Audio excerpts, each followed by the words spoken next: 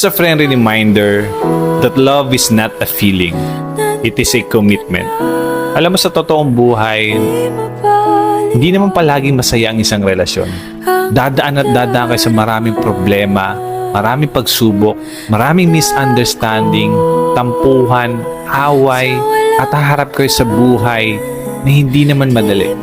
Kakaroon kayo ng sawaan, mawawala yung excitement, yung spark. Kasi nasanay naman talaga kayo sa isa't isa. Pero alam mo, sana ang huwag mawala sa inyo is piliin yung mahalin yung isa't isa.